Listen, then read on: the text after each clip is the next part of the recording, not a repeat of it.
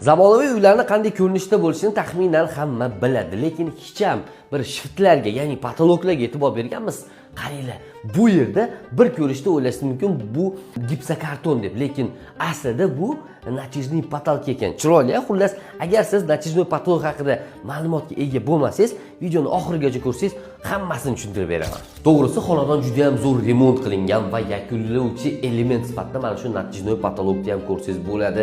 Bachkana emas, uyni bilan to'ldirganda qaranglar, buni podsvetkalari bor atrofida, o'rtasida va chuqurlashtirilgan kirgan galogenlar bor. Endi siz talabingizga qarab atroflariga ham podsvetka qilib berarkan juda ham chiroyli ko'rinadi. Koridorda xuddi shunaqa qilingan. Xullas, zamonaviy patologlarda ko'rinishi mana shunaqa bo'lar ekan.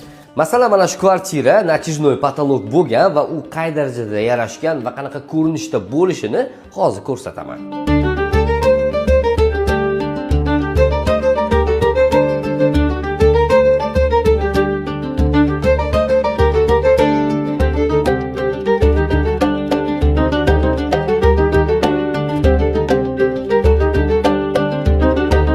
Bu zamonaviy apparat Yaponiyadan keltirilgan va aytishlaricha vodiyda yagona ekan, sifatli chiqarib berar ekan.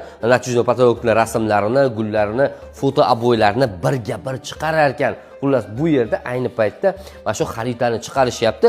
Bu nafaqat uylarga, natijnoy patologlarga, balkim maktablarga, o'quv markazlariga, bog'chalarga, davlat idoralariga, xullas hammasiga zo'r menimcha instrument bo'lishi mumkin. Agar sizga ham shunaqangi foto aboylar va natijnoy patologlar kerak bo'ladigan bo'lsa, batafsil ma'lumot olish uchun quyidagi raqamlarga qo'ng'iroq qilishingiz mumkin.